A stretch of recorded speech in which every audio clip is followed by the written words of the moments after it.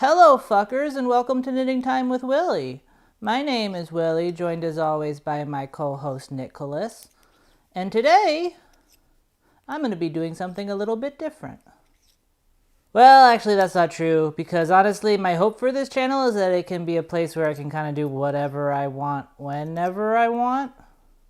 But that said, if you've been following me, you know that recently I've been doing a deep dive into America's Next Top Model, and today will not be that. Although, if you have not seen that yet, please do check it out. It's but a quick Google search away, and I like to think that it's interesting at the very least. It certainly made me think in ways that I probably wouldn't have had I not been making this series, and it's actually because of my making that series that I got the idea for this video today. What I normally do in those episodes is to try and learn a lesson based on the lessons that they teach the contestants, but in the most recent episode, the lesson was this. This week you learned about how to pose for a cover of a magazine. There's a certain connection that you have to make that person walking by that newsstand buy that magazine. And I just kind of concluded that it didn't really apply to me because, let's be honest, I will probably never be on the cover of a magazine. But then after I put out the episode, I kept thinking about what Tyra said because my life is sad and meaningless, and the more I thought about it, the more I realized that the lesson applied to me a lot more than I initially thought. Everything that Dame Tyra had said about magazine covers also applies to thumbnails, and as a person who is trying to grow a YouTube channel, thumbnails are something that I have to think about a lot these days. Actually, no, I take that back. Thumbnails are not something that I have to think about a lot. They're something that I should think about a lot, but as you can tell by looking at my YouTube page, I really don't. Normally when I make my thumbnail, it's at 2 a.m. after I just finished a video, and so I shit something out real quick so that I can just like be done with it. And then it ends up looking like a collage that a violent inmate made in group therapy while learning how to better express their feelings. But as a growing channel, thumbnails might honestly be the thing that I should be thinking about the most, because the thumbnail is sometimes one of the best ways to get new people to give you a chance. Just like Tyra said about magazine covers, you only have a fraction of a second to make a connection with people and get in their heads enough that they give you a click, and then hopefully enough people give you a shot that enough of them like what they see enough to give you an audience. And this is weirdly embarrassing to admit for some reason, but I do want to get enough of an audience, and I do want my channel to grow. I've made some questionable choices with my life, and because of those choices, in a weird way, I kind of feel like attempting to grow my own YouTube channel is the most logical next step I can follow in my career. Like, my background is in web comedy, which, like, not a lot of jobs in that field right now. And there probably never going to be any again. And if we're being honest, there probably shouldn't have been any ever to begin with. It's a really weird place to be, but I honestly feel like the best bet to continue my career path is to kind of strike out on my own, which, like, still not a very good bet, but just because of the general state of the world and stuff, it kind of feels like now is the time to give it an honest try before completely starting over and being terrible at something else. So what all that means is that I have to try and take this seriously, but because the idea of me as a year-old man attempting to grow a YouTube channel still feels so silly, it can kind of be hard to take as seriously as I should. But because I do want to grow my channel, and because the thumbnail is such an important part of that process, today I thought I'd take a moment to use everything I know about the internet to craft what is my best attempt at the perfect thumbnail. You know, something that I can put out into the world and hopefully catch enough people's eye that maybe I can grow my audience. Because like I mentioned earlier, though it may look like I congealed in the corner of an abandoned Cold Stone Creamery 2 years ago, I actually worked as a writer at a comedy website for a number of years, and in that time, making thumbnails for stuff that I wrote was one of the biggest parts of my job. Over the course of my career, I learned a number of lessons about what works and what doesn't work when picking a thumbnail, and so I took all of those lessons and combined them all into one single unholy creation. So what I'm going to do is walk you through what I did to make this perfect thumbnail, and Then I'm going to use what I made as the thumbnail for this video, and hopefully it will make this video extremely successful. Probably. More likely than not, I would say, it's going to work. So let's begin, and just like when I unsuccessfully tried to form a jazz band, we can start by picking the bass. What I've heard is that in terms of getting people's attention, yellow is the best color to go with, and I heard that because apparently Matt Groening also heard it somewhere when he was making The Simpsons, and he thought that making his characters yellow would be a good way to get people scrolling through the channels to like stop and pay attention. It's extremely upsetting, but yeah, most of the things I know as an adult I learned from The Simpsons in some way. That said, it seems to have worked out for them, so to make sure that I got the color right, I decided to go straight to the source. Once I had my base, I had to figure out what was going to go on top of that lovely shade of yellow to communicate to someone scrolling through YouTube that they should click on this video. And the best way to communicate with someone is usually by using some nice simple words. Back in my old job, when I had an article that was mostly words, one of the best ways to sell it was to include a little excerpt from the article in the thumbnail, I guess so that people could see those words and think like, hey, I like those words.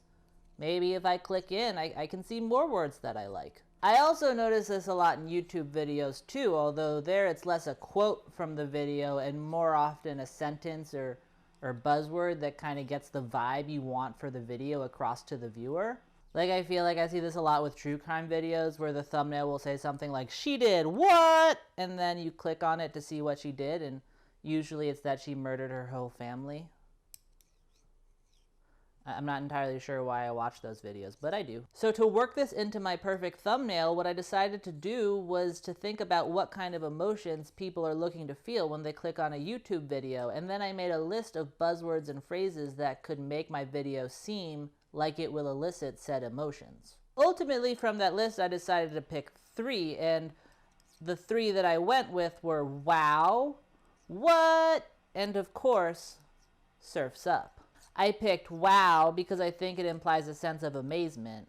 What? Because I think it implies a sense of intrigue, and surf's up because that's just fun. Also, just a little side note, I am clearly not a graphic designer, so I don't know a lot about Photoshop, and whenever I would try to put text on something, this little Latin phrase would keep popping up, and before I Googled what it meant, I thought that my computer was haunted and trying to put a curse on me.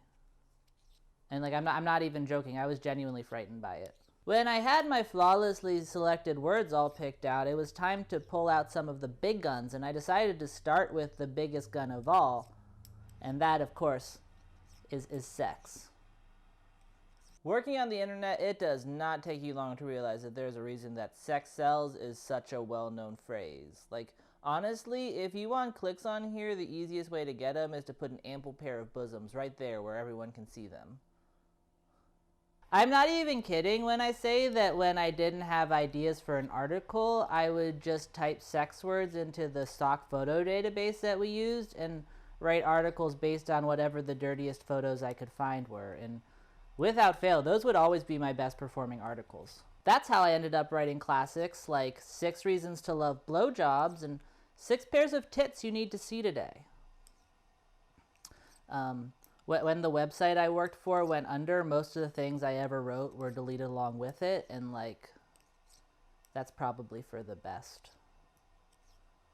Although for the record, I do want to say that though I may have sometimes used sex to sell an article because like, that was one of the best ways I could get enough views to keep having a job, I always had a reason to do it. Like, I would never use one of those stock photos I found unless I could come up with like a genuinely good idea for an article that I liked and could like stand behind. Actually, no, I take that back. One time I did get one of my weirder article ideas rejected. So in like a moment of anger, I was like, I should just write the 8 types of masturbation because that's all they want from me. And so as my own personal form of protest, I did write it. And then it was my best performing article of the year. In any case, for our purposes today, the perfect thumbnail would absolutely include some form of sex in there, so that's the next thing that I added. Unfortunately, I don't have access to stock photos anymore, and The idea of stealing someone else's bosoms for the purposes of exploiting them for views is icky to me, and so I didn't want to do it. But thankfully, after giving it a lot of thought, I remembered that I have bosoms, and I posed for a shirtless photo for my last video, so I figured that that would do just as well. And before you go saying it in the comments, I don't think that my shirtless photo is sexy either, but I also don't really think that that matters. Like, I don't think that the reason sexual images make for good thumbnails is that people are trying to see naked people in the things that they click on, because, like, this is the internet. They could probably find naked pictures easier if that's what they really wanted. I think that sexy stuff makes for successful thumbs because I think that the goal of a thumbnail is to communicate with a person's subconscious lizard brain, because that's the part that works the fastest, and you usually only have a fraction of a second to get their attention. And since the sex part of your brain and the lizard part of your brain are kind of intertwined, any kind of cleavage or bulge or skin will usually get people's attention when you want it, even if it is just my own pale, pasty, bumpy, hairy skin. So I added myself to the thumbnail in a process that I won't show you because it took too long and would be embarrassing, but this is the final product. And then, just because I wasn't sure what YouTube's nipple policy was, I decided to blur mine out just to be safe, because I didn't want to do all this work just to have it taken down. At first I tried to pixelate my nips, but then that ended up making me look like an android for some reason. So ultimately I decided to opt for a black bar over them, because that would not only provide more of a sense of intrigue, where people would be like, ooh, I wonder what's under there, better click to find out, even though I feel like in their heart they know the answer is probably going to be nipples. But also the black bar would give me new space to add another word from the list that I made, so that I could give my thumbnail an extra dose of added excitement. When I had properly spared the internet from the sight of my nipples, in the interest of pulling out all the stops, I then decided to do the best to draw some attention to my eyes.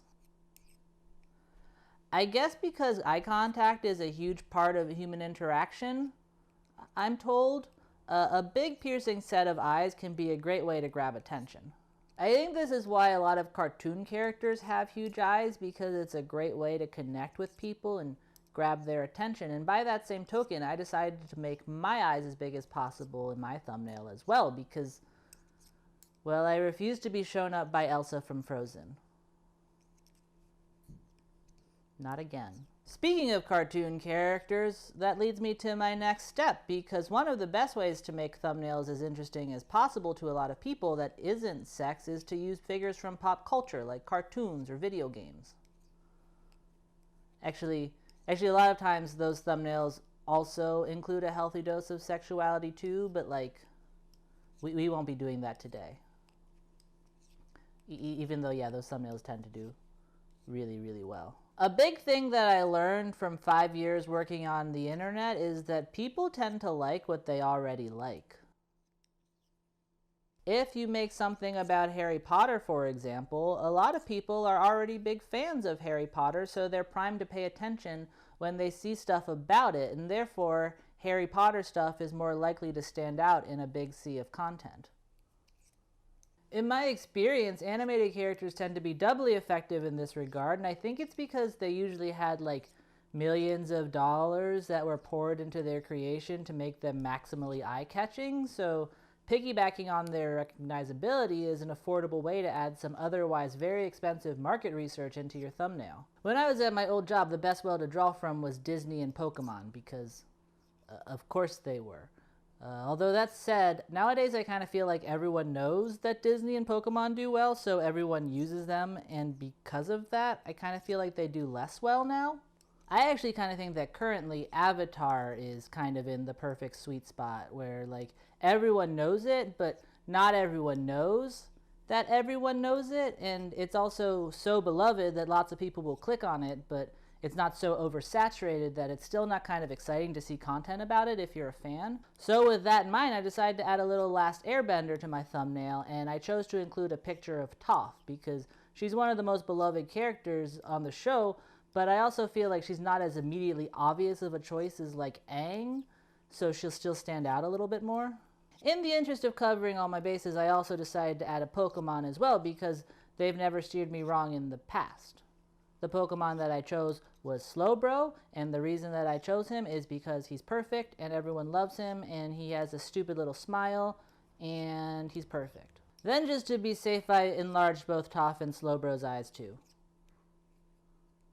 When I had thoroughly exploited beloved children's media, the next thing that I decided to add was a screenshot of a text message conversation because, weirdly, after Disney and sex, those were always the most successful thumbnails for stuff that I made. I have spent a lot of time thinking about why this would be, and I came up with 2 reasons. And the first of those reasons is that humans are kind of hardwired to want to hear both sides of a conversation. Cropped screenshots of text conversations are kind of like a written out version of when someone has a really loud phone conversation in public and then you get really annoyed at it because you can only hear half of what's being said and you want to know what the other side is saying. When you show people just a little excerpt of a conversation, they're hardwired to want to know what the rest of the conversation is, so they click in to get like a sense of like closure or something. A simple joke will follow a basic setup punchline structure, and because of that I figured they would be a good place to start in order to exploit people's desire for closure.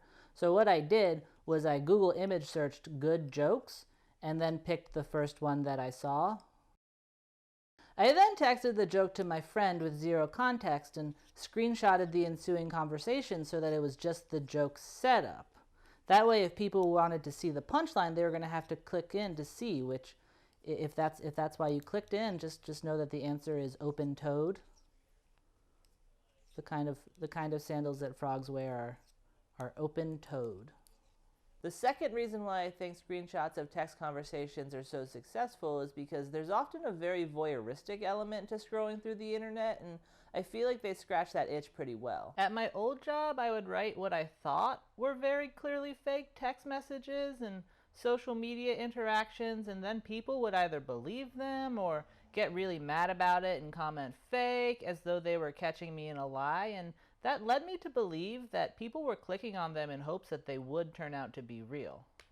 I think that a lot of people like to feel like they're discovering strange little corners of the world when they're on the internet, and since it's not that hard to screenshot a real text message and put it online, it makes them that much more intriguing to people because seeing them, they could very easily be snapshots of a real text conversation. So to make my text conversation maximally appealing, I shrunk it down to 200 pixels and stretched it back out big again when I posted it in my thumbnail, which made the image blurry and crappy looking, which in my experience means people tend to like it more. I think that the crummier an image, the more it looks like something that has been passed around the internet for years and years, and thus the easier it is to believe that it was stolen from someone who didn't want people to see it, and in my experience, that usually means that people will want to see it more. Then, to make my screenshot even more believable, I took the red paintbrush tool and used it to scribble out my friend's name at the top in order to give the impression that I'm like trying to protect his identity because he's such a real person, which, like, I guess that he is, but also it makes it seem like he is, if that makes sense. When I had finished adding the text conversation, I realized that I was running out of space, so I decided that that was going to be where I had to stop adding stuff. And so with that in mind, I present to you my perfect thumbnail. Well, kind of.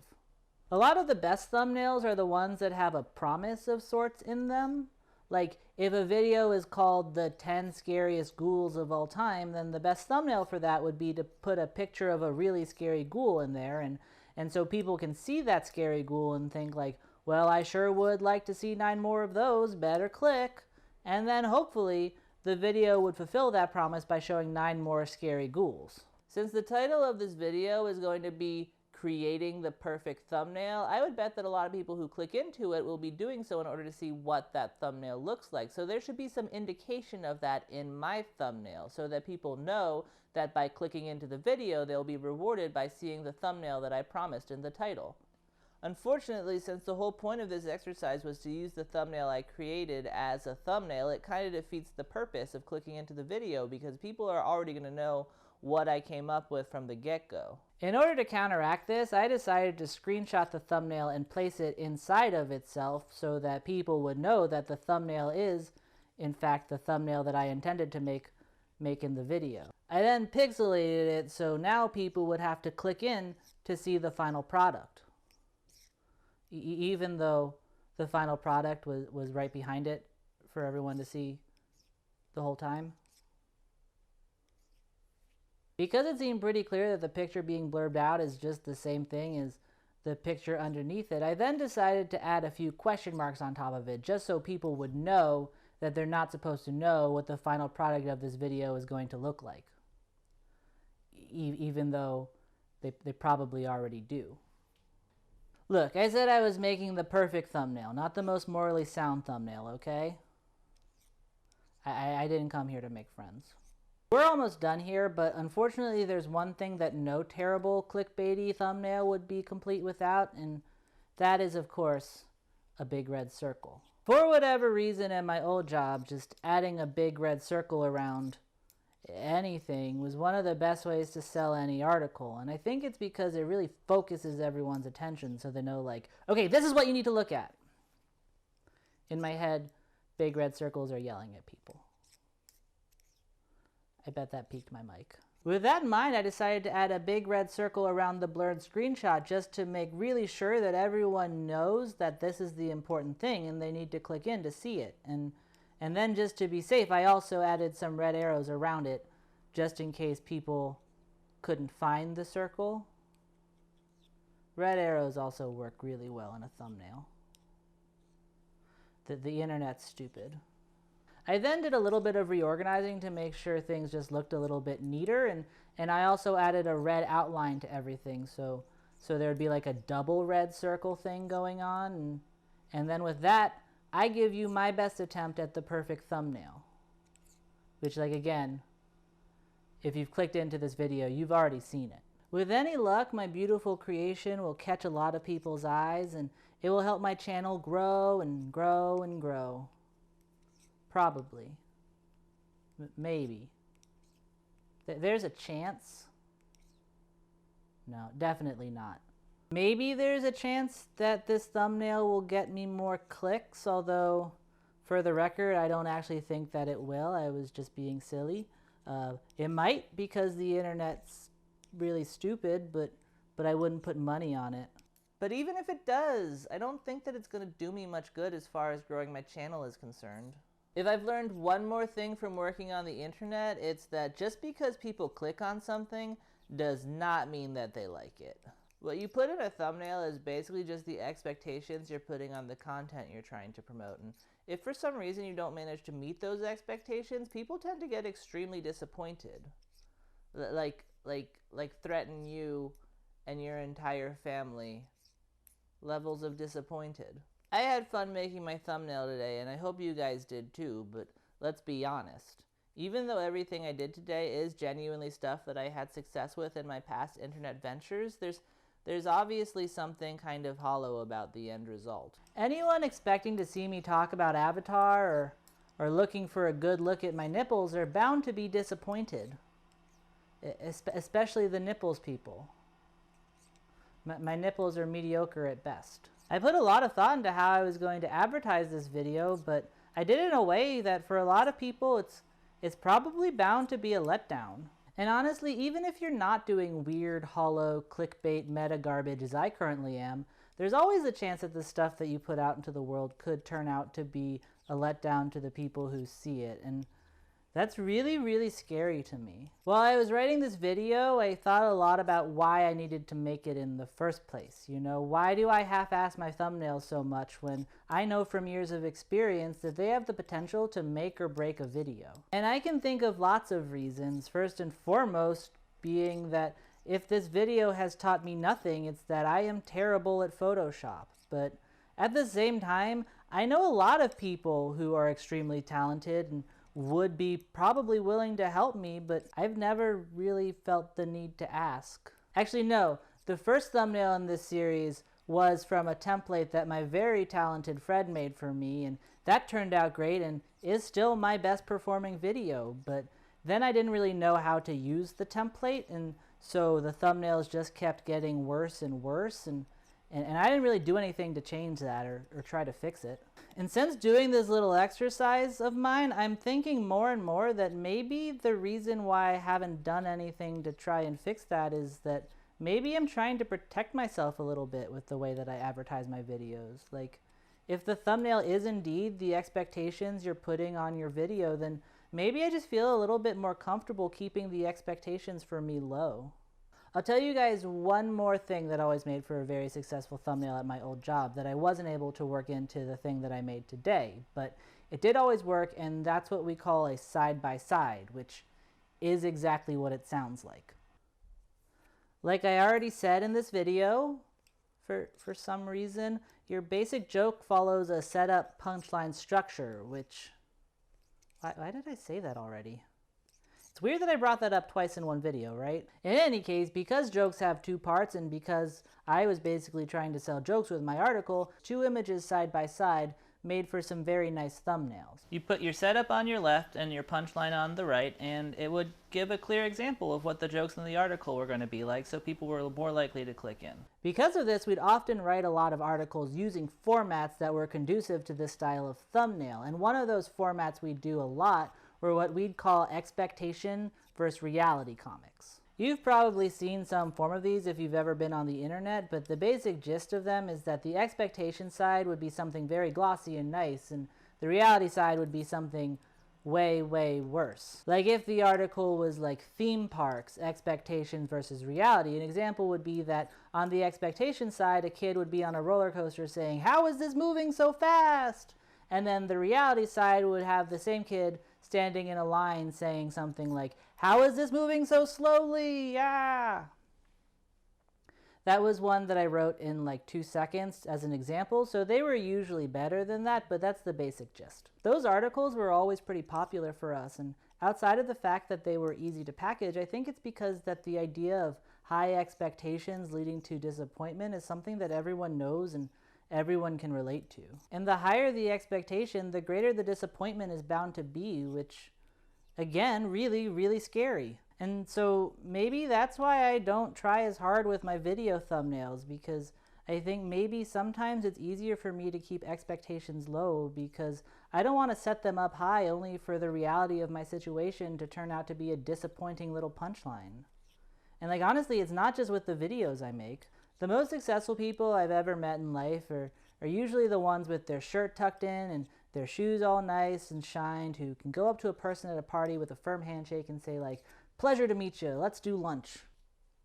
And like I've seen enough of those people to know that they tend to get pretty far in life, and even though my takeaway should be that I should follow in their lead and put my best foot forward, the truth is I can't look at a person confidently selling themselves like that and not think like, how are they not thinking about all the ways in which they could be a potential letdown right now? I'm more of a shoes untied, shirt untucked, don't talk to anyone at a party you don't know until you're very drunk and then make an ass out of yourself kind of guy, because the idea of me putting my best foot forward only to have people slowly realize all the ways in which I don't live up to my own hype is like devastating to me. So I feel like maybe I should just do my best to make sure people know that what they see is what they're gonna get. Like, I know all of my flaws and all the bad things I've ever done and said in my life and all the ways I feel like I don't measure up, and presenting myself in a way that makes me look better than what I maybe know myself to be can sometimes feel as hollow and shitty as an overproduced thumbnail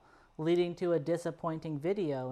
And the fact of the matter is I don't want to put my best foot forward only to discover that I'm nothing but clickbait. And so I think that part of me thinks that I'm being a realist by living my life this way, because if you've read any of my old articles, then you know that reality is usually not as good as the best of your expectations. But the truth is, what I'm really doing is just being a pessimist.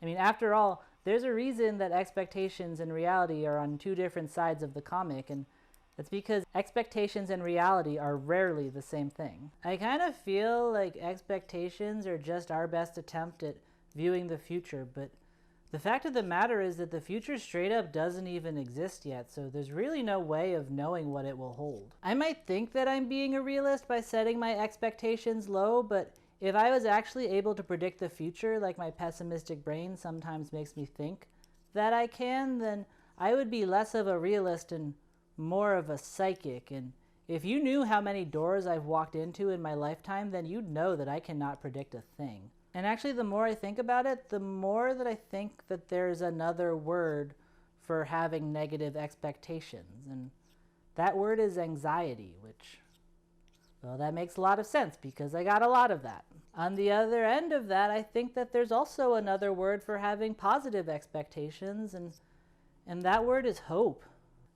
And despite being on opposite sides of the expectation spectrum, both hope and anxiety have one thing in common, and that's that they're both utter bullshit. Hopes can be dashed and anxieties can be unfounded, and there's really no way of knowing what's what until your future becomes your present and you find out for yourself. But until then, it's really all just speculation.